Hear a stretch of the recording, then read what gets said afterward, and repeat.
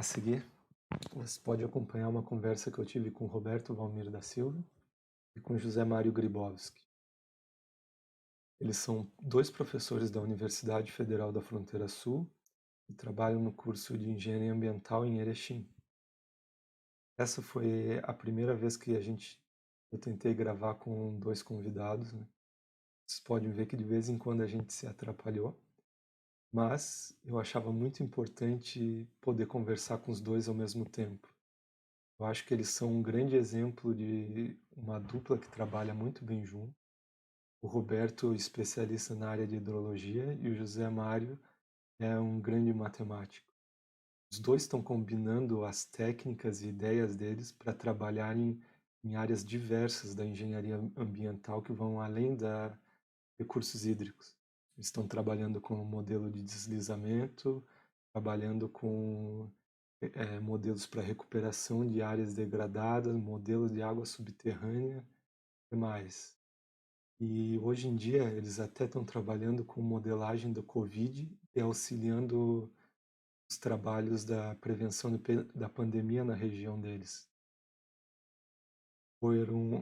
Foi ótima essa conversa, eles falaram muita coisa interessante e principalmente falaram como é fazer ciência de qualidade e como atrair bons alunos, principalmente em centros que estão fora do eixo tradicional da hidrologia do nosso país. Eu acho que foi uma conversa bem descontraída, de vez em quando tivemos algumas falhas na conexão, mas eu espero que vocês curtam essa conversa tanto quanto eu curti. E foi muito além da hidrologia nesse caso, mas eles mostraram aquela beleza da ciência também. Às vezes pode ultrapassar uma disciplina. Bom, espero que vocês aproveitem. Primeiramente, eu queria agradecer a disponibilidade de vocês, né? Essa dupla de trabalhadores da engenharia ambiental, assim.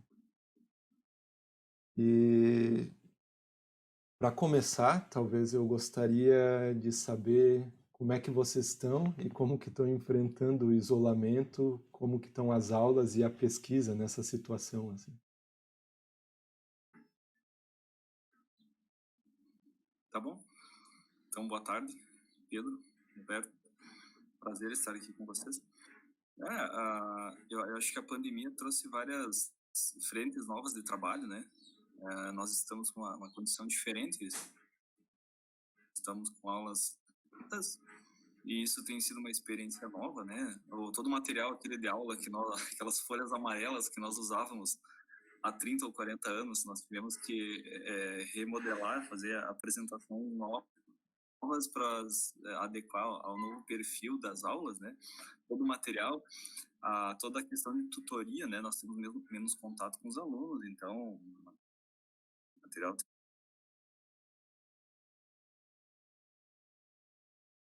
algumas não muito,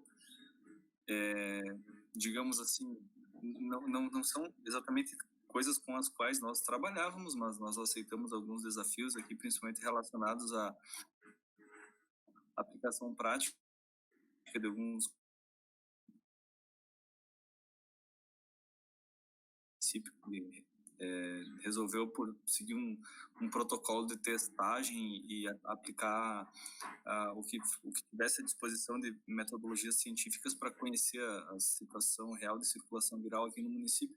Então, na verdade, a carga de trabalho acabou aumentando, né, de uma forma geral. Nós temos esse desafio que eu acho que é a nível mundial, né? Todo mundo está conhecendo, quem não conhecia, de trabalhar à distância. Eu acho que no Brasil aqui a gente tem um problema um pouco mais um problema extra, digamos, que eu acho que está relacionado no caso da nossa, particularmente da nossa federal, na questão do acesso, né? Então a gente tinha bastante problema de acesso à rede, acesso a equipamentos, então a gente teve bastante demora, não diria demora, mas demora na aquisição de equipamento para que as aulas pudessem seguir normalmente. Ah, cara, é um desafio novo a cada dia. Eu tô tentando me adaptar. Eu comprei uma lousa digital para tentar escrever minhas equações aqui, só que assim, ó, ah, tudo errado, sai tudo diferente, mas nesse processo a gente vai aprendendo coisas novas, aprendendo habilidades diferentes, né? Tá sendo um baita de um aprendizado e um desafio, né? Físico e mental, porque demora mais para fazer as coisas e essa distância aí é um pouco é um pouco diferente do que a gente está acostumado, né? Aqui, principalmente aqui a gente aquele movimento na universidade, aquele fervo todo que a gente não vê mais, né? Aquela coisa de fazer perguntas e ninguém responder, que é uma coisa que sempre acontece nas aulas presenciais, mas pelo menos a gente está vendo que está falando com alguém de fato e não só com a tela do computador. É isso aí. Tá bom, então recomeçando aqui depois da falha na internet, né? Então, como o Zé já falou, a gente tem que se adaptar, problema de conexão, etc. Mas, Roberto, tem algum comentário para fazer sobre esse novo tempo de aulas remotas e pesquisa remota e encontro remoto?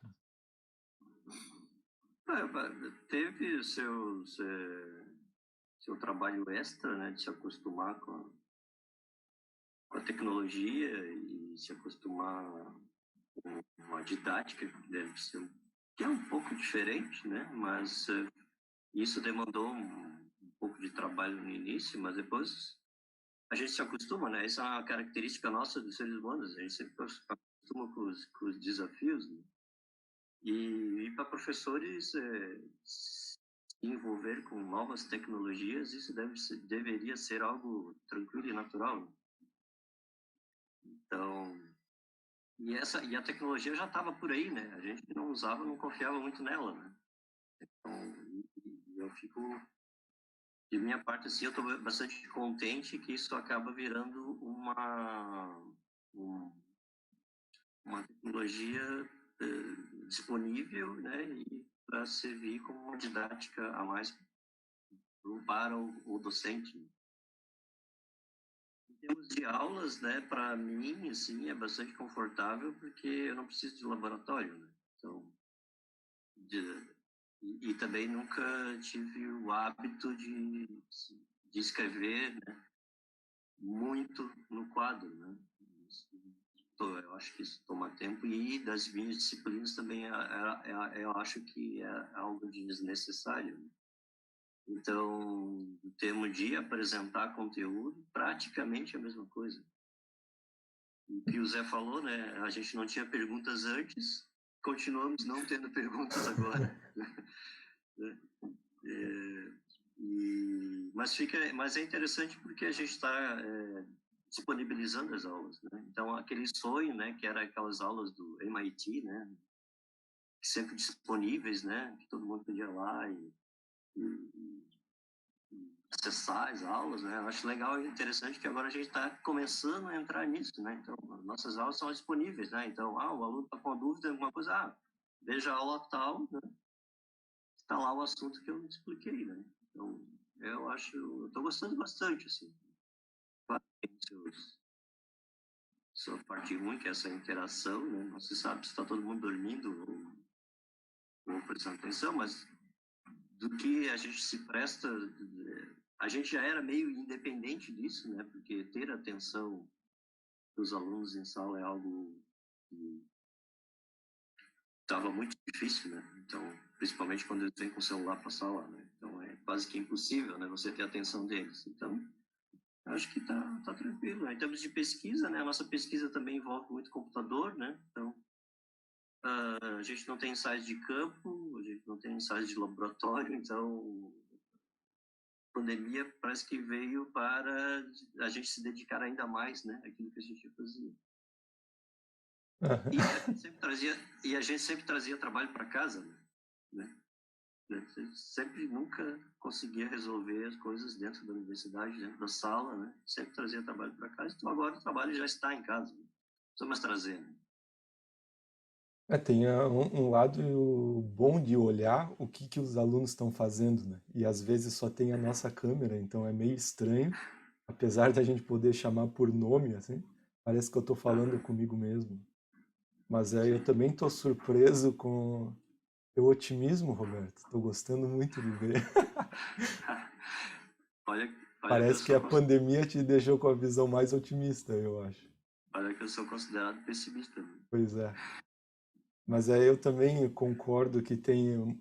É claro que a gente tem que considerar tantos problemas, né? Problema de saúde, de perdas de vida, mas em relação a material didático, parece que a gente vai ter um salto muito grande. Então, talvez esse é algo bom, assim. Uhum. E eu também queria falar, pensando o que está na cabeça de vocês ultimamente, né? Tipo, qual artigo vocês estão trabalhando, ou que tipo de pesquisa vocês estão trabalhando mais intensamente agora, porque eu sei que o Covid também abriu outras portas para vocês pesquisarem, por exemplo, a epidemiologia ou algo assim.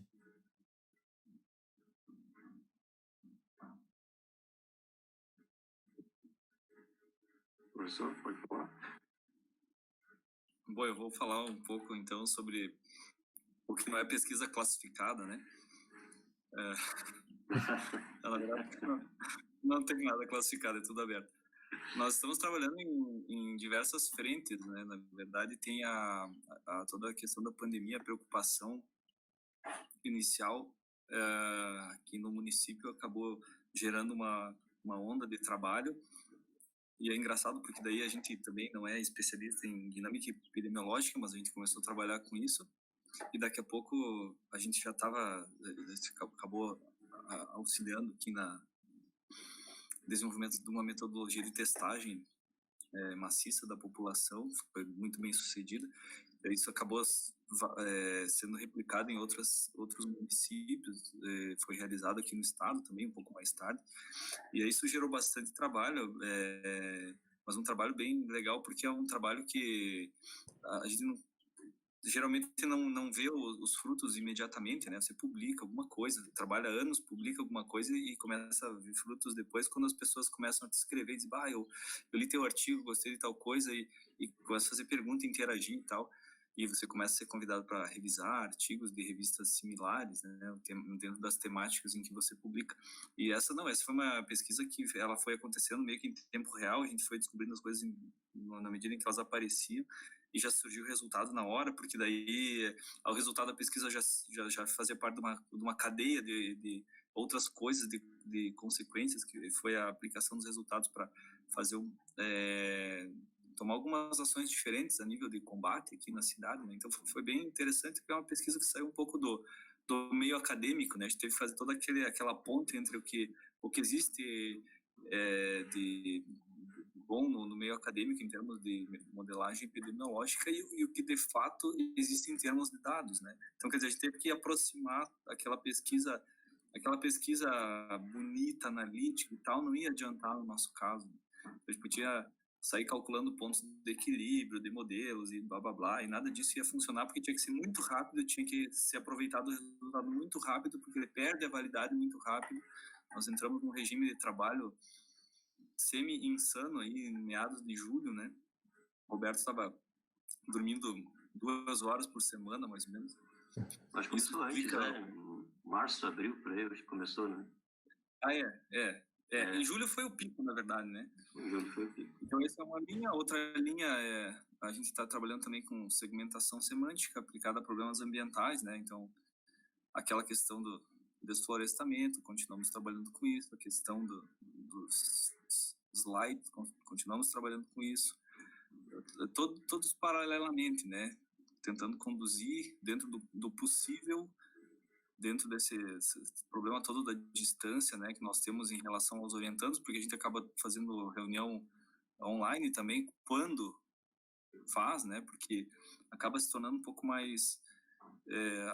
a distância acaba se manifestando, né, então a gente está aprendendo, parece que as pessoas também estão aprendendo a trabalhar desse jeito, aprendendo a ter que se entender, não estando na presença, né, interlocutor, se fazer entender, ter certeza que as pessoas compreenderam.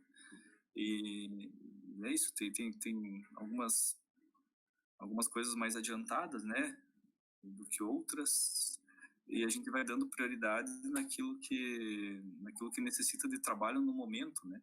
Às vezes surge alguma coisa em relação à dinâmica epidemiológica que tem que ser resolvida rapidinho, a gente fica num seletor de projeto, né, daí fica alternando, fica mudando e vai tocando todos eles, pelo menos 3 simultâneos.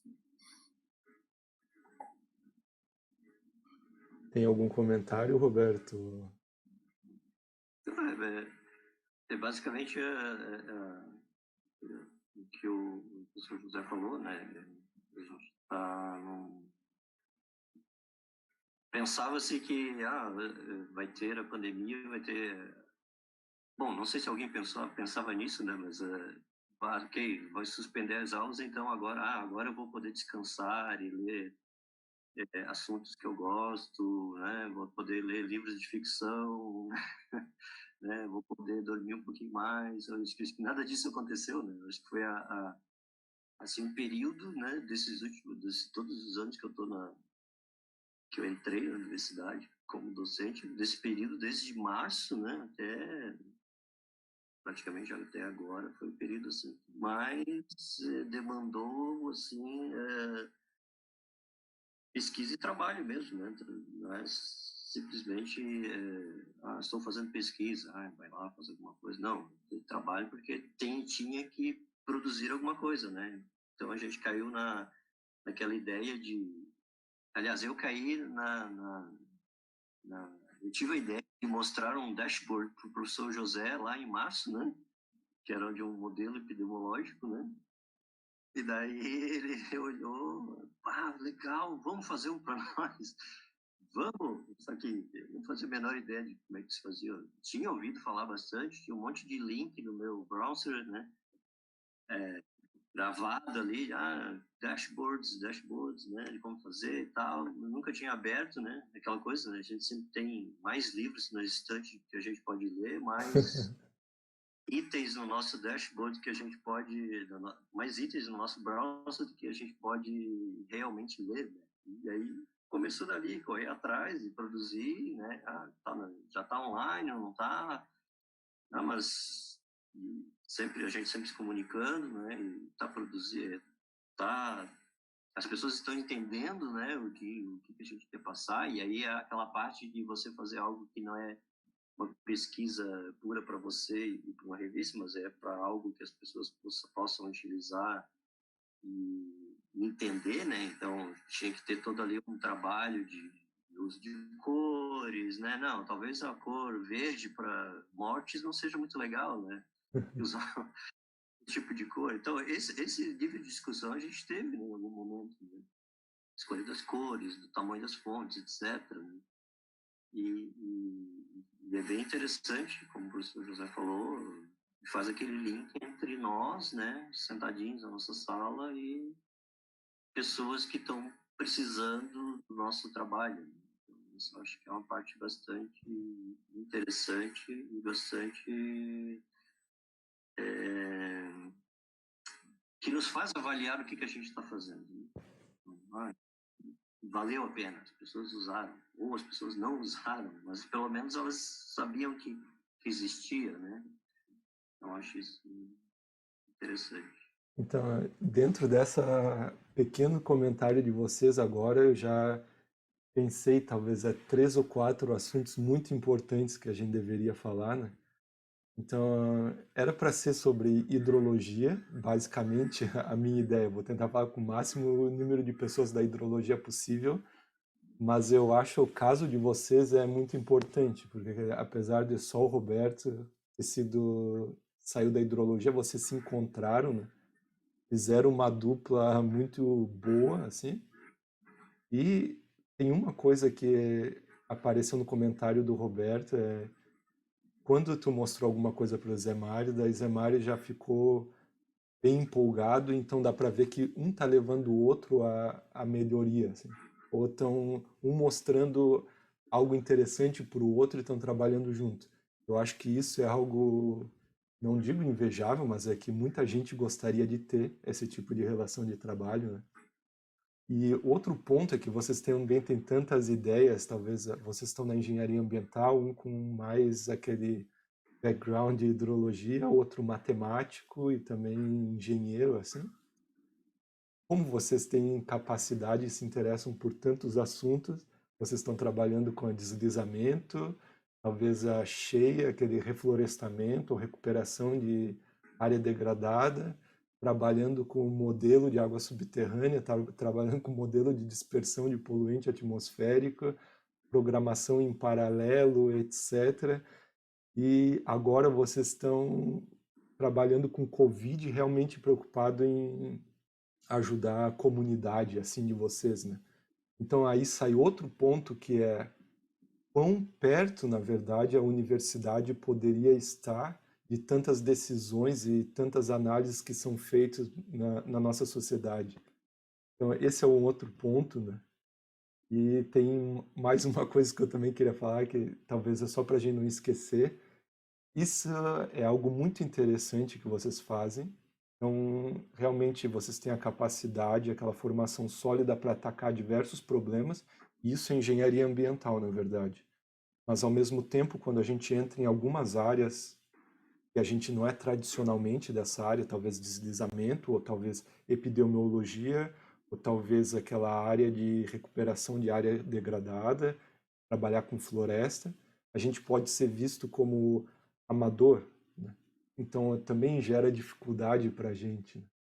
Então tem tanto assunto interessante aí, talvez a gente deva falar sobre isso, porque faz parte da decisão do rumo da nossa carreira, né? E eu imagino que um monte de pessoa nova está assistindo isso. Talvez não. Estou meio otimista, mas talvez é só eu vou assistir, assim, dá 10 views no YouTube. Mas eu quero aprender com vocês de qualquer maneira. Se puderem falar sobre isso, não sei, tanto faz. E é outro aprendizado, porque eu sempre imaginei 2 pessoas é muito fácil, mas com 3 pessoas é mais difícil, né? E o Roberto até tinha falado, vamos conversar um a um, mas eu gostaria de mostrar a vocês aquele dupla pensante junto, assim. É isso. Bom, eu acho que é fundamental, né? Eu acho que toda a decisão de pesquisar ou não, de investir ou não em energia, tempo e energia, né? Porque no fim das contas são 2 coisas bem limitadas que nós temos, né? Tempo disponível e a energia para ir atrás de conceitos novos, desbravar coisas novas.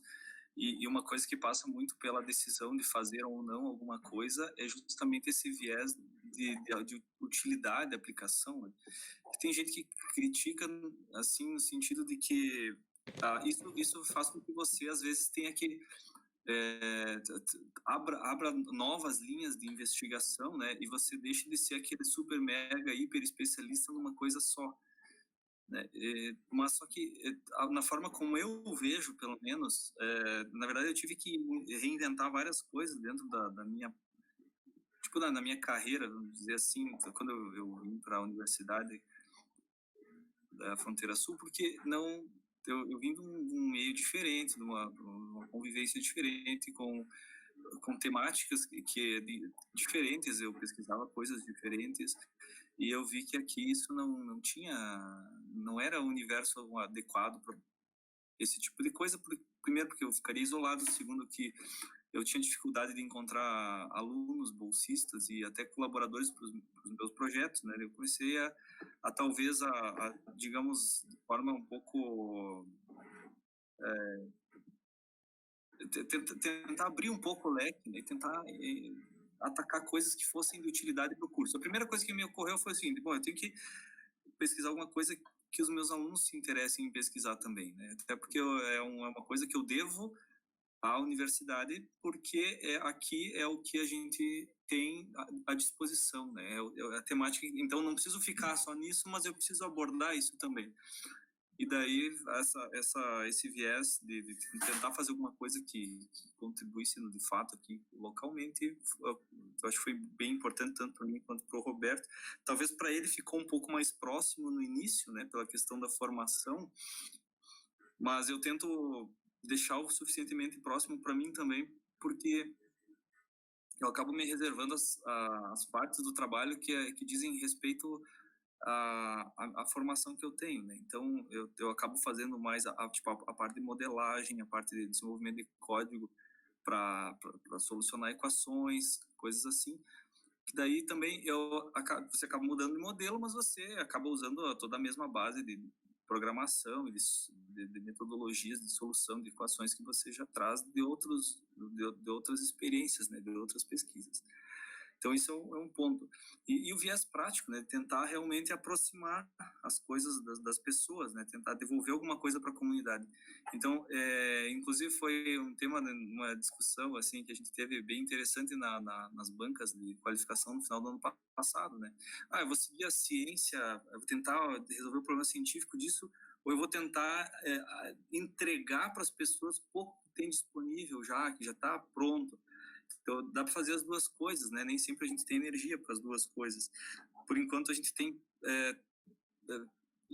tentado levar as coisas mais para o viés prático, né? Então, fazer o circuito completo, né? Partir do problema científico, tentar resolver da melhor forma possível, mas sempre entregar lá no final, tipo, não entregar não entregar a coisa com fios soltos, né? Sempre entregar a aplicação pronta, para que fique até mais simples de você conseguir interagir com um número maior de pessoas, né? Tem gente que não vai conseguir reproduzir teu resultado a menos que você já dê a ferramenta para a pessoa. E quando ela começa, e está acontecendo, a gente tem tido contatos aí, principalmente um pessoal eu acho que é Instituto Geotécnico da Polônia, que é um instituto do governo, eu não sei qual é exatamente o nome em polonês, né? Apesar de eu ser polaco, me falta conhecimento da língua. E o pessoal está usando o módulo que a gente desenvolveu aqui, fazendo perguntas, testando contra outras coisas, conseguindo resultados legais. Isso que a gente quer. Recebeu vários feedbacks legais. A segunda versão dá para fazer isso, dá para fazer aquilo. E ver as pessoas usando é uma grande satisfação, né? Apesar de não serem muitas pessoas, mas é uma satisfação, porque você vê que teve uma espécie de um closure, né, que é uma coisa que eu não vi na minha tese de doutorado. Eu aposto que ninguém nunca retirou ela da biblioteca do ITA para ler.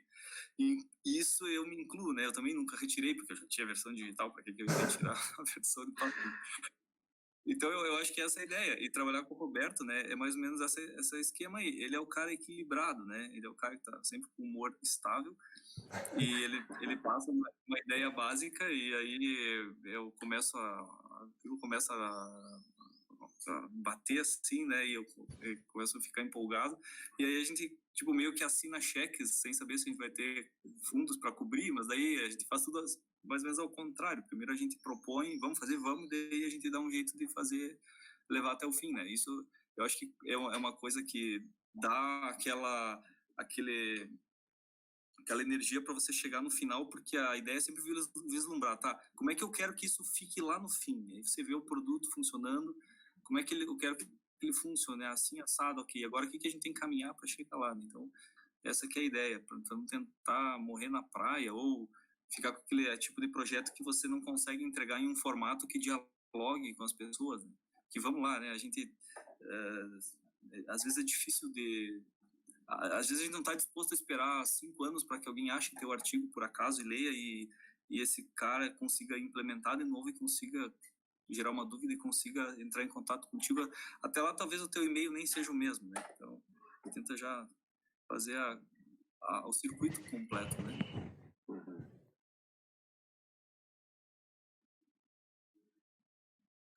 Quer comentar alguma coisa, Roberto? Bom, eu acho que aonde a gente veio trabalhar, eu acho que promoveu esse tipo de parceria, né? Então, lá, para quem não conhece, a Universidade Federal da Fronteira Sul não existem departamentos, né? Existem cursos.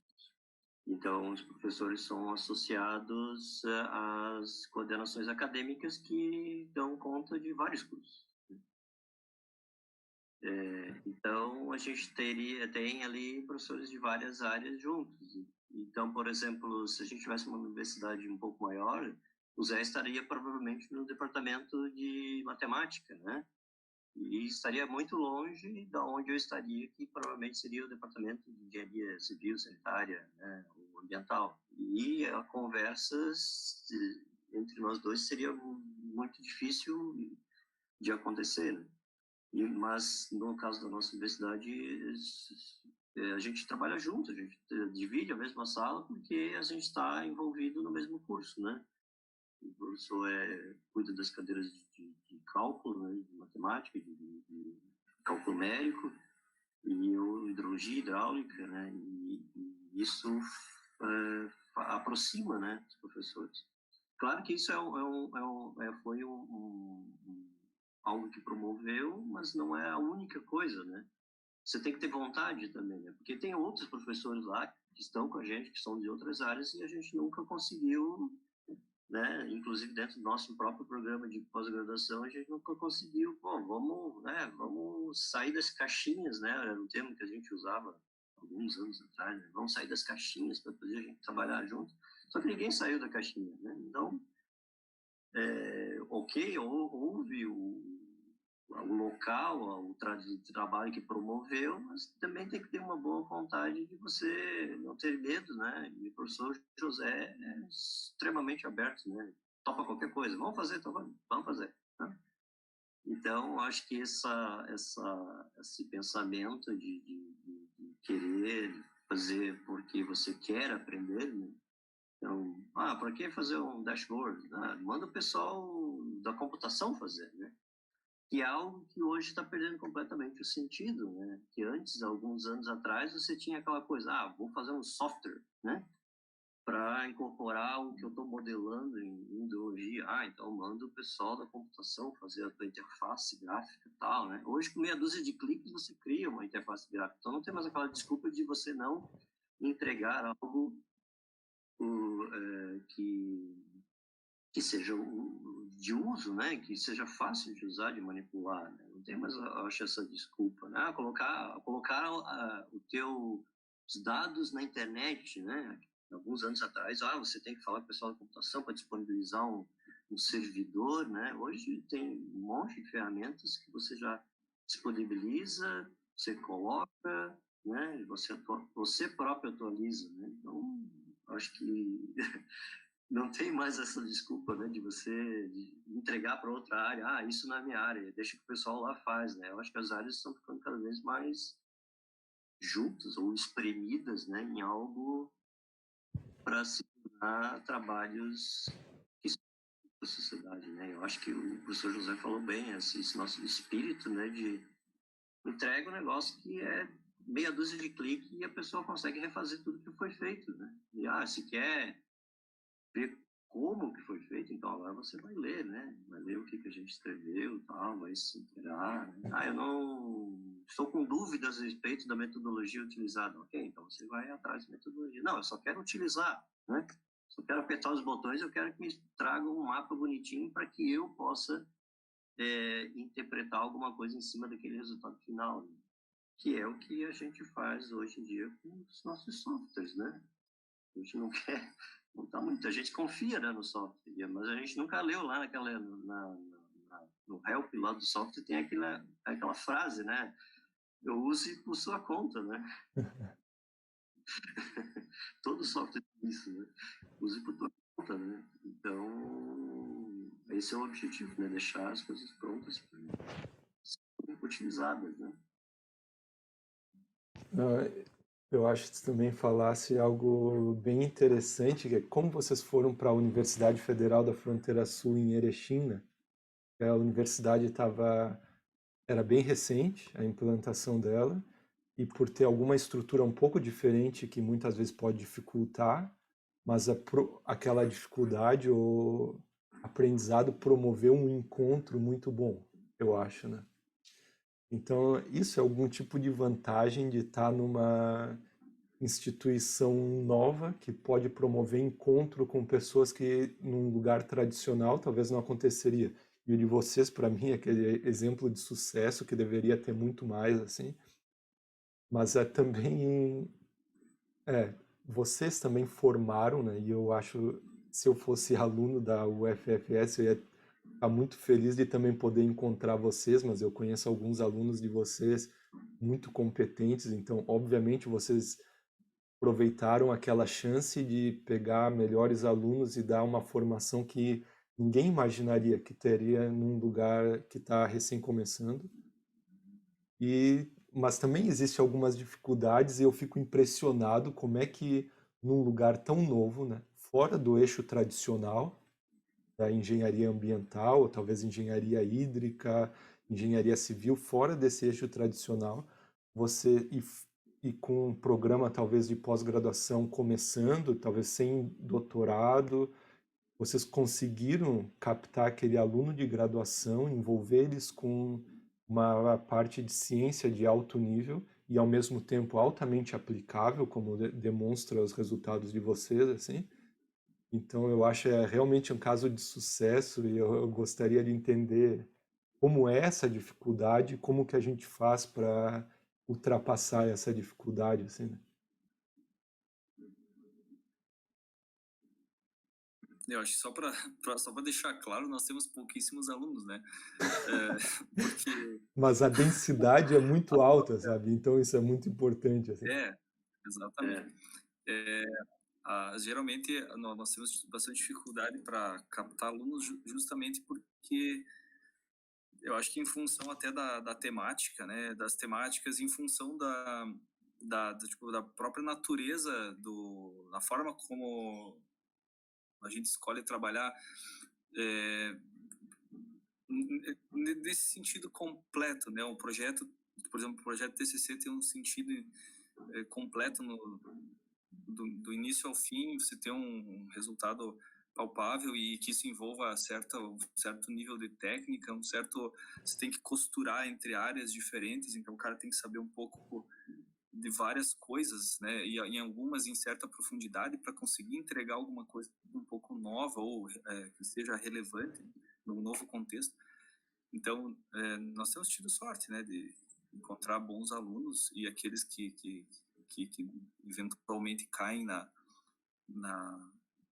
graça aí começando pelas matérias, né, apresentar as matérias de uma forma atraente, ainda mais, tipo, matérias como álgebra, né, cara? A álgebra é uma matéria que tem tipo assim, é tão sexy quanto uma tartaruga com fazendo alongamento, né? Então, totalmente é uma coisa que você pode trabalhar numa engenharia de uma forma completamente técnica, matemática, ou você pode levar um pouco para as áreas aplicadas e mostrar para eles, por exemplo, na engenharia tem vários problemas aplicados, inclusive na ambiental, em que você pode usar conceitos simples de álgebra para resolver problemas que são bastante interessantes do ponto de vista prático, né?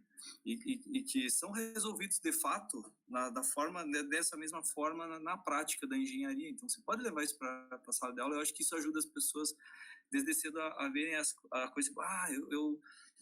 Eu gostei dessa forma de trabalhar porque eu vi um sentido num quadro de números que de outra forma para mim seria só um amontoado de conceitos com nomes estranhos. Então agora eu consigo entender exatamente para que eu posso usar aqui, como eu posso usar aquilo, começa a fazer sentido.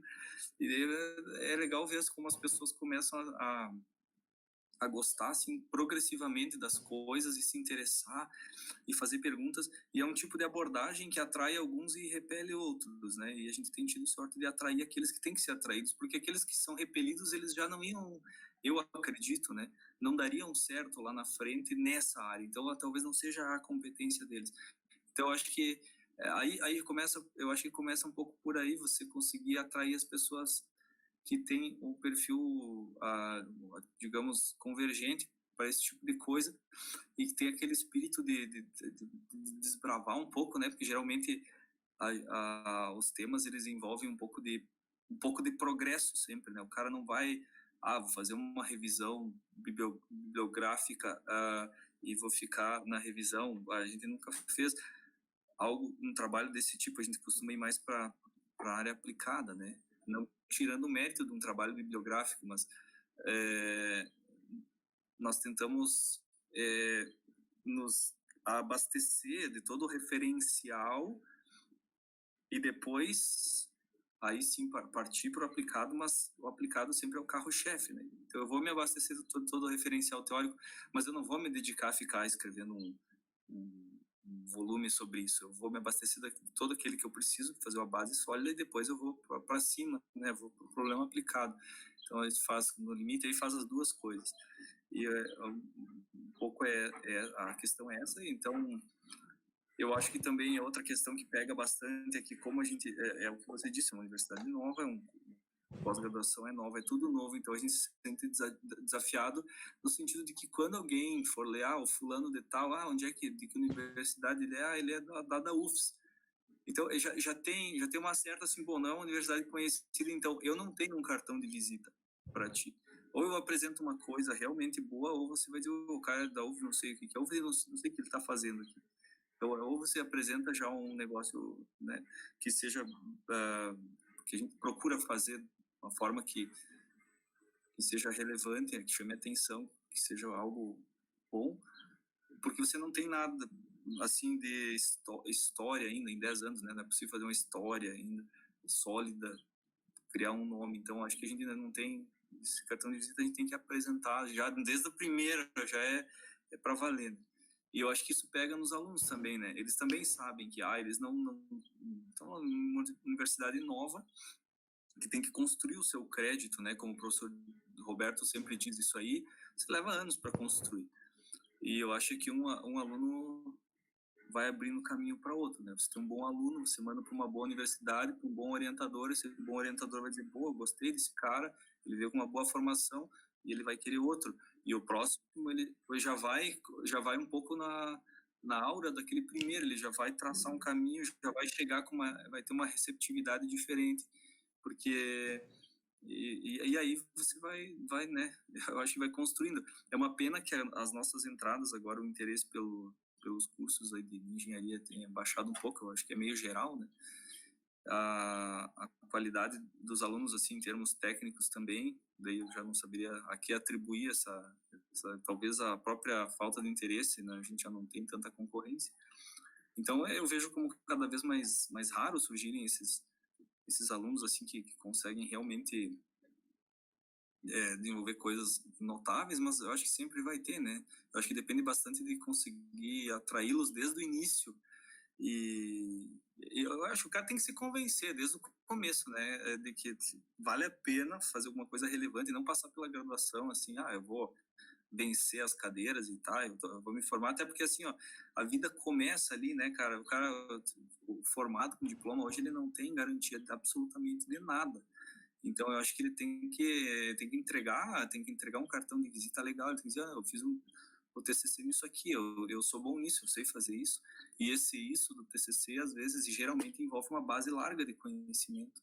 Então, aquela base larga que te permite fazer aquilo, te permite fazer outras N coisas, porque para você chegar naquela aplicação, naquele nível, você precisa ter uma base, e aquela base serve para outras aplicações de bom nível também, e que só envolve um objeto de estudo talvez um pouco diferente, né? Por exemplo, no caso das redes neurais, você acaba fazendo isso, você pode aplicar em problemas diferentes, por mais que você tenha se concentrado majoritariamente em um, para produzir alguma coisa delimitada, né?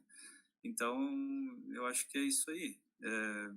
Mas é muito dependente do aluno, né? Também estar interessado e não estar fechado para sair um pouco daquela prática mais, digamos, muito próxima demais das cadeiras, dos conteúdos, né? Do que está definido na norma. Claro, considerando tudo isso, mas tentando buscar formas um pouco diferentes, né? Às vezes não ortodoxas de fazer as coisas, né? Que às vezes também tem um pouco de resistência por parte das correntes mais tradicionais, mas também se testar nesses ambientes, né?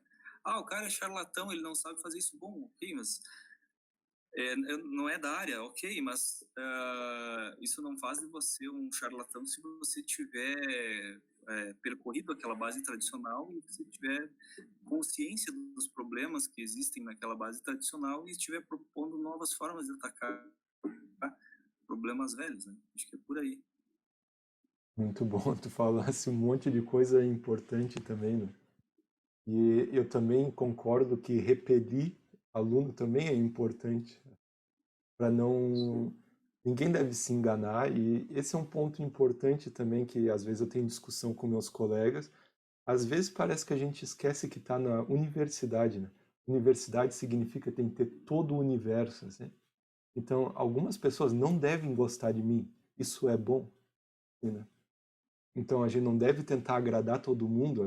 A gente deve promover encontros e, de repente, a gente vai... Algum aluno certo vai vir, né?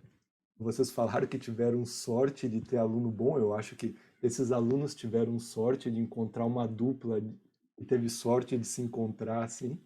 E eu também tive sorte de ganhar a herança de vocês, né? Com ótimos alunos, assim. Mas, de qualquer maneira, eu não sei, eu tenho mais coisa para falar sobre cartão de visita, eu também acho bem importante, mas talvez se o Roberto quer falar alguma coisa. O professor José colocou um ponto bastante importante ali, que talvez tenha sido a isca, né?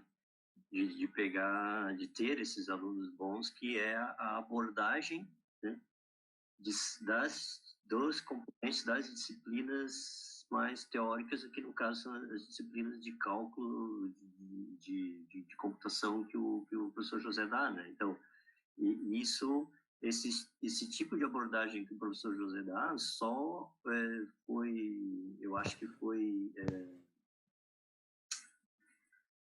ela se deu dessa maneira justamente porque o professor José está inserido num curso de engenharia. Então, ele teve a preocupação, né, eu vou de fazer todo o direcionamento para problemas, né, que os alunos consigam ver esses problemas e consigam resolvê-los usando matemática, que é algo que eu acho muito difícil, né, que aconteça em outro tipo de estrutura de universidade. Né? Então, o professor José estaria lá no seu departamento de matemática e provavelmente, né, ele direcionaria todo o conteúdo das disciplinas de matemática para matemática, que é algo que eu provavelmente tu, né, Pedro, teve, né? A gente teve disciplinas de matemática não com direcionamento nenhum e disciplina de cálculo também, cálculo numérico também sem nenhum direcionamento, né? Então, eu corri atrás,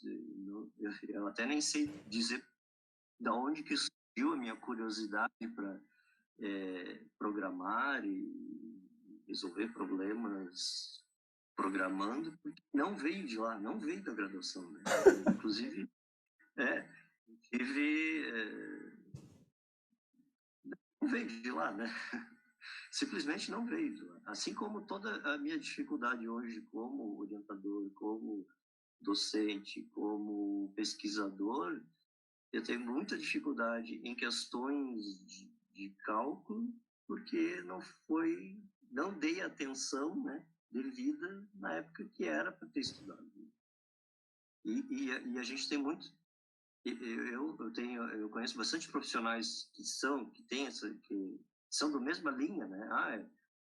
Sabe o que é, mas fica devendo algo porque provavelmente ou porque faltou curiosidade ou que talvez tenha faltado aquele tipo de abordagem. É para isso que serve. Então, por exemplo, método de Newton-Raphson, né? O método de bisseção, de encontrar raízes, né? Nossa, eu só fui descobrir para que servia aquilo quando eu estava fazendo mestrado, né? Que tinha lá um problema que tinha uma equação, não conseguia isolar a variável, tá, e como é que faz isso aqui? Aí eu ia lá nos livros, então era isso. Então era isso que ele estava tentando me dizer naquela época, né? 10 anos atrás, né? Era isso que estava tentando me dizer. Então tá, é para isso que serve. Então agora eu sei. Né? Então agora eu uso, né? Então, esse tipo de abordagem eu acho que é muito importante e talvez lá tenha surgido, né, na cabeça desses alunos, né, despertado o interesse, né, então por isso trouxe, né. E como a gente tem poucos alunos, então essa vinda para nós, para essa área é muito pouca, né, mas talvez se a gente tivesse mais alunos, talvez teríamos mais exemplos, né, de alunos interessados. Gostei dessa parte, né, de como resolver um problema numericamente, né? Então, o que é resolver numericamente, né? Exatamente, né? Só para entender isso anos depois, né? Mais e O que é menos. resolver? O que é resolver numericamente, né? Por que resolver numericamente? Aí acaba aquela coisa assim que existem muitos profissionais que acabam usando o termo numérico, né, de forma errada, porque não sabem o que é exatamente numérico. Isso é numérico, claro, solução numérica. Tá, mas não é solução numérica. Numérica é outra coisa. Justamente que falta ali uma base, né? E talvez isso não seja... talvez isso seja um pouco da culpa de como um curso de engenharia é estruturado, né? Então, isso eu senti muita não é falta, mas eu senti muita diferença quando eu ingressei no mestrado sob orientação do professor Massato, que veio com todos aqueles livros, né, de ciência, mas eu nunca tinha ouvido falar de ciência. Claro, ciência, ouvido falar de ciência, mas nunca tinha ouvido o exercício da ciência. O que é ciência, né? Por quê? Eu fiz um curso de engenharia. O que é curso de engenharia? Você tem problema bem definido, né? Bem definido, esse é o teu problema, e aí você aplica o quê? Fórmulas. A gente usa a expressão fórmulas até hoje, né? Quando a gente usa fórmulas, o professor José ele torce meio a peça, assim, porque é a coisa de engenheiro, né? Você tem um problema, você pesca a fórmula em algum banco, né? Em algum livro, em alguma metodologia, e você resolve o problema. Então, hoje, eu tenho muita dificuldade em termos de hidrologia, por exemplo, quando eu estou explicando o tempo de concentração, né? Tempo de concentração. Tá, mas professor, qual é a fórmula para usar? Né? Mas tem várias, né? Tá, mas qual é a fórmula mais correta? Mas não tem a mais correta. Né? Isso é um funcionamento feito, né, de diversos... Nem o termo, nem existe mesmo, assim. Mas é aquela coisa de engenharia, né? O problema qual é? Determinar o tempo de concentração. Ok. Problema, checklist. Problema determinado. Fórmula, qual a fórmula? E daí, essa dificuldade que eu tinha, né? De sair do curso de engenharia, que tem essa coisa bem definidinha, né? E entrar num curso mais de ciência, de você transitar entre áreas, que você tem que sair da caixinha, etc. Esse comentário de vocês eu acho muito bom também. De alguma maneira, eu não posso falar tudo, mas eu também tenho dificuldade no meu departamento, porque na minha visão, hoje eu entendo alguma coisa de estatística que eu nunca tive na aula de estatística, alguma coisa de método numérico que eu nunca tive, ou, por exemplo, álgebra. Meu professor falou para que serve álgebra? É para passar nessa prova. Para mim, tudo bem, é só estudar, eu consigo passar assim, né? Mas depois, quando eu precisei realmente para resolver algum problema que talvez é aberto, não um problema fechado, daí que eu fiquei pensando, como que eu não fui ensinado isso e tal. Então, realmente, eu acho essa outra coisa incrível do encontro de vocês, assim, e que às vezes a gente pensa, fala no departamento, pô, aquela análise de dados ambientais, estatística deveria ser dado para, sei lá, pelo David, né? Análise de dados ambientais, assim. E método numérico devia ser dado por algum de nós, para mostrar que tem modelo do meio ambiente que deve ser é facilmente aplicável, né, e a gente deveria considerar soluções numéricas decentes, né, e não simplesmente mais ou menos e fazer aquele que a gente sempre faz assim. Então, mas muitas vezes num departamento é muito fechado. Eles pensam, não, esse é departamento de engenharia ambiental, então tem que ter engenheiro ambiental aqui, o que é algo meio estranho, né? Como que as pessoas pensam que aquela análise de dados, análise de grande quantidade de dados, não é de um engenheiro ambiental? Como que as pessoas podem imaginar que geoprocessamento ou sistemas de informações geográficas é algo da geografia, não é da engenheiro ambiental? Como que a pessoa pode imaginar que método numérico não é de engenheiro ambiental? Como que a gente pode solucionar qualquer problema no meio ambiente se a gente não tiver essa capacidade, né?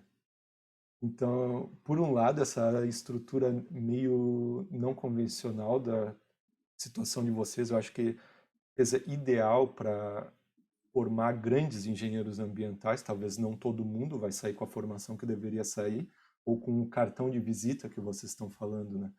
Então, sobre o cartão de visita, eu também acho que é muito importante, e por que que eu estimulo o aluno que vai fazer TCC ou que trabalha comigo, é que eu sou muito ansioso, pelo menos. Então, eu acho que como a gente pode ajudar os alunos a diminuir a ansiedade, é eles saberem que eles sabem, terem confiança que eles podem resolver um problema com as ferramentas que eles têm.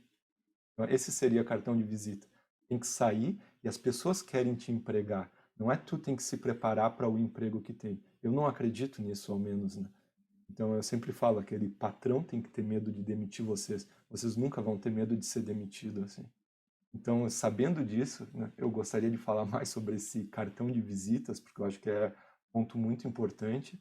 E daí, se vocês podem falar exatamente como vocês veem a engenharia ambiental, o que é, e qual seria aquelas ferramentas e qual a base necessária para a gente sair com um cartão de visita se sentindo independente e não sentindo que só sabe, né? Falar muitas palavras bonitas, mas na hora de botar a mão assim, a mão treme, né? Então, esse eu gostaria, se vocês podem comentar um pouquinho.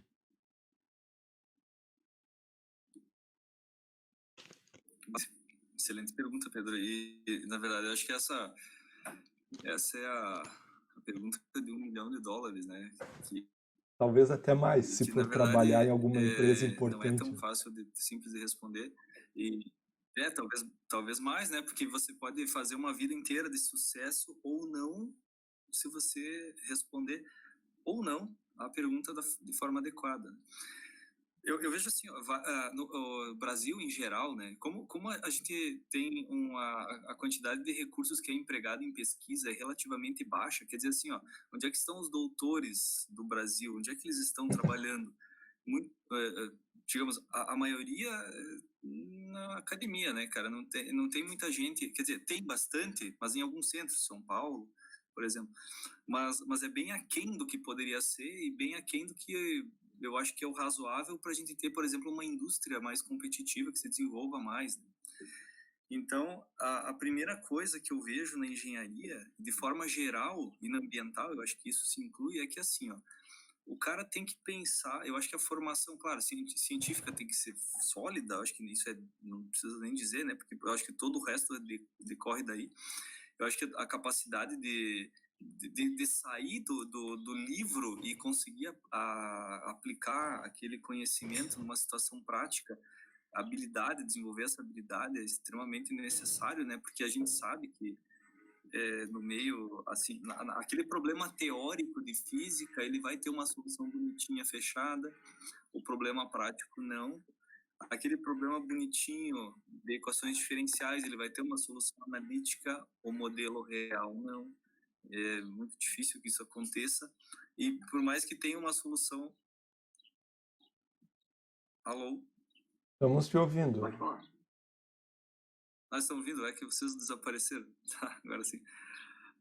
Então, assim, aquele problema analítico, talvez ele tenha uma solução analítica, né? Aquela equação diferencial, por exemplo, mas como você vai aplicar dados, você vai ter que encontrar um ajuste adequado e você não vai encontrar o parâmetro na literatura, você vai ter que saber que o parâmetro para o teu problema você vai ter que determinar. Então, eu acho que assim, ó, você tem que tirar, então, um ponto. Tá, não tem muita pesquisa, a maior parte dos doutores estão na academia, ok, mas eu acho que o engenheiro ele tem que sair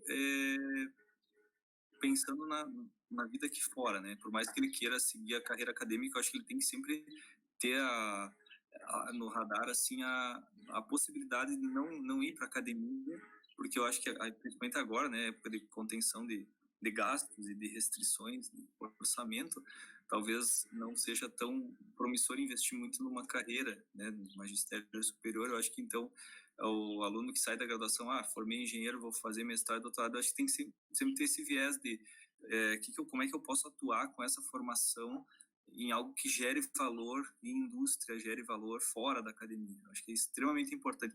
Até porque se você se tiver essa habilidade e fizer isso, eu acho que a chance de gerar valor na academia é bem maior também, né? porque esse trânsito entre o teórico e o aplicado, eu acho que é inevitável, né? Com exceção, talvez, de algumas áreas muito específicas, mas eu acho que para nós aqui, que é o pessoal que trabalha com as engenharias, eu acho que isso é bem dado, não tem nem como fugir, né? Eu vejo que essa questão da empregabilidade tem muita engenheiro de forma geral, né? Aquele engenheiro direcionado para concurso, né? O cara que sabe resolver todas as questões de cálculo diferencial do livro, e ele sabe resolver todas as questões de mecânica do Hibbeler, e ele sabe resolver todas as questões de física do Halliday, e ele sabe resolver questões de livro para fazer concurso. Só que é o cara que vai para a prática e ele não consegue resolver as situações reais, ou se perde, se atrapalha, ou fica com aquela insegurança justamente porque está muito preso na questão dos livros e ao mesmo tempo em que os livros e a teoria eles nos ensinam, eles também podem nos prender no sentido de que parece que a gente está tão acostumado a que o problema tem que ser fechado, ele tem que trazer todas as informações necessárias para que ele mesmo seja resolvido, e a solução tem que fechar. Quer dizer, às vezes os alunos me perguntam, professor, mas vai dar deu número com vírgula, tá? E, professor, eu estava resolvendo uma equação diferencial e aí eu fui calcular as raízes da equação, ou fui calcular os autovalores, e não deu raiz exata. E, tipo assim, pô, todas as frequências existem no universo, tu é engenheiro e tu tá esperando achar 6 radianos, sabe? Então, assim, eu acho que aprender dos livros, mas não ficar preso neles, não ficar preso naqueles problemas teóricos, não ficar preso nesse universo todo, né? Eu acho que é importante. E eu acho que isso é a primeira coisa, né, que eu acho que a gente tem que tentar incentivar que os alunos saiam, que desde cedo eles já... Quais são as equações? O que eu vou fazer na prática? É isso? Tá, então me dá aqui, me deixa ver como é que essa teoria que está no livro não vai funcionar nessa prática que eu vou ter lá no futuro, né? Porque eu acho que a primeira coisa chocante é você começar a ver depois que se sentir, putz, mas isso não funciona do jeito que está aqui, pelo menos, eu vou ter que adaptar, né? Por exemplo, a gente estava trabalhando com a questão do Covid, né? Tá, daí 1 milhão de artigos e tal, teóricos, bonitos, né? Daí você calcula tudo analiticamente, chega no resultado, e aí chega na prática você vê, puxa, mas esse número bonito que depende dos parâmetros no modelo, aqui no meu caso, primeiro que eu não tenho os parâmetros, e segundo que os meus variam no tempo, porque afinal de contas, nesse caso da pandemia, pelo menos, os parâmetros principais do modelo, eles variam conforme a situação por exemplo, de isolamento, as restrições que são impostas e tal, então não tem aquela teoria lá, ela te deixa totalmente nu, pelado, te deixa sem saber o que fazer, então tu já tem que esperar isso, tem que dizer, pô, a coisa não vai vir fechada, não é aquele sanduichinho que você vai botar no micro-ondas, né? É aquele sanduíche que você vai buscar os ingredientes e vai faltar alguma coisa. Mas eu queria botar alface porque na receita vai alface. Cara, não tem. Faça em alface, ou bota outra coisa, ou vai no mercado e pega uma alface. Mas o mercado tá fechado, então come sem alface, cara. Tu vai ter que comer o sanduíche, tu tá com fome, tem que fazer e comer. Então, assim, eu acho que essa ponte aí, cara, eu acho que ela tem que ser atravessada, ida e volta, ida e volta, ida e volta, durante a graduação. Quanto mais vezes, melhor, para primeiro criar essa ideia mais aberta, né? Não fechar a ideia dentro daquele limite que os livros colocam. Então, esse é o primeiro ponto. E eu acho que o segundo ponto é que a gente tem muito aqui o engenheiro de concurso público, esse aí dos livros, né? E tem muito emprego para isso também, né? Tem muita gente que quer concurso e consegue. E ótimo, eu não vejo nada contra, nós somos concursados também, né? Se for o caso. Agora a questão é que tem aquele cargo que exige que você conheça um conjunto limitado de leis e que você aplique aquelas leis e avalie algumas situações práticas bem limitadas, carimbe, assine, arquive, passe adiante e ok, né? Mas eu acho que o perfil mais legal, mais interessante de profissional é justamente o cara que até consegue fazer isso, consegue absorver uma função assim, porque eu acho que é relativamente tranquilo, mas que ele consiga fazer aquilo que demanda um pouco mais, talvez, dessa parte justamente que não é coberta pela graduação e que você obtém em pesquisa, né? Por exemplo, eu tenho visto entre os meus alunos bastante sucesso entre aqueles que optam por conhecer um pouco mais de programação, um pouco mais de modelagem, aquele que consegue olhar, por exemplo, o exemplo que aconteceu com o Thomas quando ele estava fazendo a graduação, quer dizer, durante o mestrado apareceu um edital, né? Edital que era para fazer uma espécie de estudo de impacto ambiental. E ok, tinha lá todos os itens que sempre tem nos estudos de impacto ambiental, mas tinha um item que se encontra um pouco mais raramente, que era uma questão de modelagem. Envolvia uma questão de modelagem. E aí, o Thomas já trabalhava com modelagem. E as empresas que estavam tentando entrar com concorrência naquele edital, começaram digamos, tentar negociar com o Thomas para ver se ele poderia fazer aquela parte, só que com uma espécie de sub-remuneração, né? Eu vou fazer tudo, eu vou entregar tudo pronto, você faz essa parte, mas eu vou te dar uma fatia. Daí eu disse para ele, cara, olha, tu pode fazer, sem problema nenhum, tecnicamente tu pode fazer, assim como tu pode fazer tudo sozinho. Eles não podem fazer tudo sozinho, tu pode fazer tudo sozinho se tu quiser.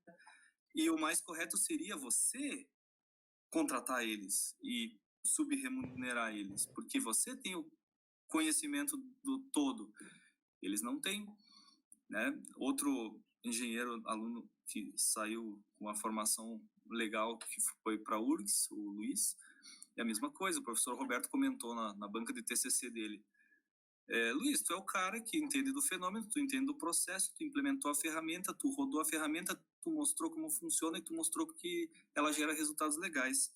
Agora tem um monte de engenheiro que vai ficar sem conseguir aplicar a tua ferramenta, eventualmente, se o problema deles for um pouquinho diferente, ele não vai saber como alterar a ferramenta, como mudar para fazer uma que seja útil para o problema que ele quer abordar, e ele vai ficar esperando a boa vontade do Luiz para o Luiz implementar a versão 1.2 que contém aquela funcionalidade, né?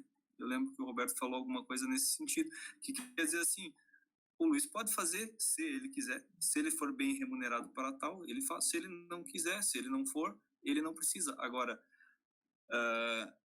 esse tipo eu acho que esse tipo de formação e esse tipo e passa um pouco pela atitude em relação às coisas também, não é só ter a formação, é você estar disposto a eventualmente dizer, bom, eu não entendo exatamente disso, mas eu não me oponho a procurar, eu tenho uma base que me permite procurar e eu posso procurar, e eu acho que essa abertura e essa habilidade de enfrentar os problemas novos de forma relativamente assim, ir ao ponto e desvendar o ponto e achar uma solução, entregar a solução que funcione, é uma habilidade que vem aí na carona disso, né? Desse trânsito entre teoria e prática. E aí eu acho que isso que faz a pessoa ser aquele cara indispensável. Bom, mas e se eu demitir o Thomas, como é que eu vou fazer a parte de modelagem? Eu não posso demitir o Thomas, eu posso demitir todos vocês. Inclusive, vocês estão demitidos. Eu vou ver se o Thomas sugere alguém para o lugar de vocês que saiba substituir ele quando for necessário, né? Eu acho que essa é essa a ideia. Eu acho que e isso já vem de muito tempo, né? As pessoas, ouço lá desde a juventude que as pessoas são remuneradas pela sua raridade, na verdade, não pela sua a habilidade mais geral, né? Quantos de você tem por aí? Só tem eu. Então, opa, eu preciso cuidar bem desse cara, porque eu não posso perder. O cara se torna um elo fundamental de diversos processos, né? Eu acho que e eu não estou falando que precisa ser, todo mundo precisa saber computação, não é isso. Agora, você tem que ser elo de alguma cadeia que seja fundamental dentro do universo de atuação que você pretende exercer, né? Tem que se tornar um elo fundamental. Tem que ser aquele cara, porque ele sabe fazer. Eu acho que isso é treinável, né? Dentro da graduação é bem desafiador, porque vai longe do ortodoxo, né?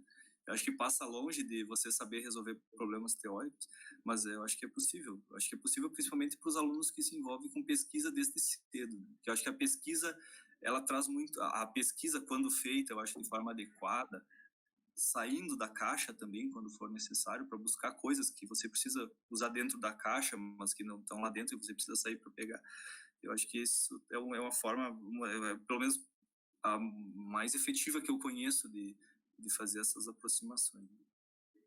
É, esse falou, obviamente, falasse vários pontos importantes assim, e justamente isso é muito aquela pessoa que talvez não é tão fundamental é a que mais critica a parte da universidade ou aquela formação é boa, assim. Aí fala, isso é muito teórico, né? Então nessas conversas aqui eu estou sempre pedindo, me fala sobre teoria e prática. Então eu acho que na verdade aquela crítica à teoria geralmente vem por pessoa que não está entendendo, na verdade, o papel da ciência é estudar melhor método para entender a realidade. Então, se esse melhor método não está sendo aplicado, o problema não é na teoria, o problema é com quem está fazendo a prática, assim, né? E é óbvio que aquela pessoa com formação muito sólida, como tu falasse, e que entende de problemas abertos, ela pode trazer aquela teoria para a prática, porque esse é o estudo, né? Só quem entende de problema aberto entende como resolver problema ambiental, assim, na minha opinião. E além disso, tem algo que talvez se a gente pensar sobre o futuro, eu acho muito importante. A pessoa que consegue resolver o problema fechado, ou como tu falou, esse engenheiro de concurso, né? Também nunca vou criticar concurso, sou completamente a favor daquele serviço público também, ou mesmo concurso para uma universidade privada, assim. Mas essa pessoa que sabe resolver prova, né, muito bem, talvez muito facilmente a gente pode automatizar esse tipo de trabalho, porque se o problema é fechado, qualquer computador pode fazer. Mesmo talvez aquela na judiciário, né? A gente pode pegar um computador que sabe ler todas as leis, faz uma ponderação quando que geralmente vai para um para o outro e ainda joga uma moeda para deixar meio aleatório, assim, né? Mas problema aberto, né, realmente é muito difícil de resolver. Então a gente precisa de a pessoa que entenda a fundo esse tipo de ou que tenha uma base sólida científica, assim, né? Como criar uma pergunta relevante, como procurar os dados relevantes, como procurar a teoria relevante e como aceitar e descartar que uma parte do que é relevante a gente não vai ter acesso, simplesmente por limitação de dados, ou limitação de medição, ou limitação computacional, talvez, né? Então, realmente, eu acho muito importante essa parte. E também vendo sobre futuro e formação, talvez eu deixe o gancho para o Roberto, porque eu sei que ele tem um monte de ideia, talvez, sobre isso. O professor José colocou muito bem, né? O que se demanda, né? De um recém-saído, né? Só que a gente tem muita dificuldade, um recém-saído do curso de graduação, né? Mas a gente tem muita dificuldade porque nem dentro da academia, em termos de mestrado e doutorado, a gente tem esse tipo de mente. Então, e é onde que se espera que as pessoas tenham esse tipo de abertura, né? Pô, eu sou um pesquisador, eu sou um cientista, então eu tenho que ter uma mente aberta, eu tenho que ter um leque de formação, né, dentro das minhas caixinhas para que eu consiga entender o problema, né? Então, e já aconteceu muitas vezes na ciência coisas que foram descobertas e foram jogadas no lixo porque os pesquisadores não conseguiram entender o que eles acharam, porque falta de background, de conhecimento. Isso deu errado. O experimento deu errado, então joga no lixo, né? Aí anos depois vão ver que aquilo lá era descoberta de alguma coisa que ia servir para outra coisa. E do E essa capacidade, eu acho que a gente pode resumir muito o que o profissional tem que ter é a capacidade de generalização, né? De sair do livro, né? Sair do problema fechadinho e olhar, né? E entender o que está acontecendo, né? Eu sempre digo para os alunos, né? Vocês vão ter bons empregos quando vocês descobrirem problemas e resolverem os problemas antes das pessoas saberem que elas tinham esse problema. Então, esse vai ser o profissional que sempre vai ter o emprego, né? As pessoas vão querer esse profissional porque ele vai ser um cara muito dinâmico, né? E as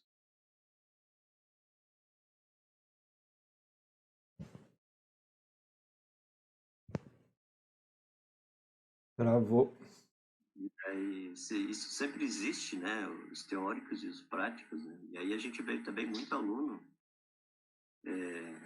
começou a trabalhar tal, e aí ele se volta, e daí talvez se enquadre naquele tipo de aluno que a gente já comentou, né? Que vocês comentaram, tipo de profissional, né? Que daí ele se volta para a universidade e diz assim, a universidade não me ensinou nada do que eu faço. Mas aí, se a gente pensar assim, mas será que esse tipo de prática cabe à universidade, no curso, de falar, desenvolver? Mas assim, quantos tipos de práticas exatamente existem, né? Mas ele trabalha com quem? Ele trabalha com o quê? Né? Ele trabalha com isso. Tá, então, trabalhando com isso, existe só uma maneira de fazer isso? Eu acho que não, porque é uma questão regional, né? Se o sujeito está sujeito a outra norma, já vai mudar a prática dele. Se ele está trabalhando em outro país, já mudou completamente a norma, já mudou a maneira de falar, de fazer.